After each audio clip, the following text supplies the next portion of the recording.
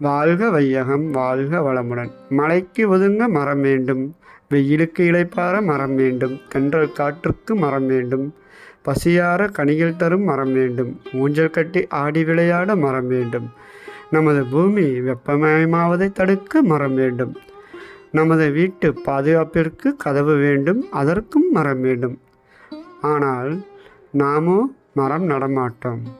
நடும் நல் உள்ளங்களையும் ஊக்குவிக்க மாட்டோம். நம் வீட்டில் மரம் நட்டால் வேர் வந்து விடுமாம்.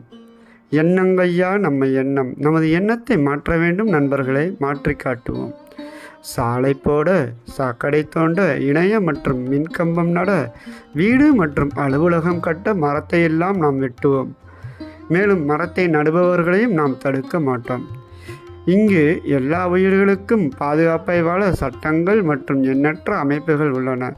ஆனால் மரம் பாதுகாப்பாய் வளர, இயற்கை பாதுகாப்பாய் இருக்க என்ன சட்டம் மற்றும் அமைப்புகள் என்ன உள்ளன நண்பர்களே, சற்று சிந்திப்போம்.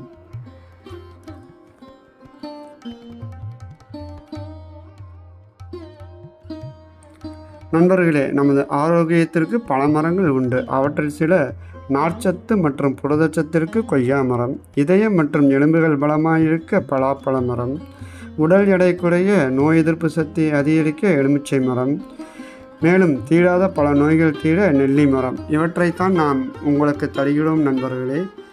இந்த மரத்தையெல்லாம் உங்கள் வீட்டில் பத்திரமாக பாதுகாத்து வளர்த்து பயன்பெறுமாறு அன்புடன் கேட்டுக்கொள்கிறேன். மேலும் நமது குழந்தைகளுக்கு மரம் நடுபவதை சொல்லித்தந்து ஊக்குவிப்போம் நண்பர்களே.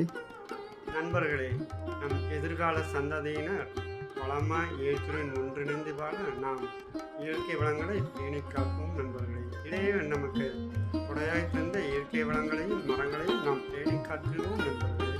மீறுபவர்களை நாம் தைரியமாக தட்டி கேட்போம் நண்பர்களே. நன்றி, வணக்கம். நான் உங்கள் நண்பன் காப்பா உதயகுமார்.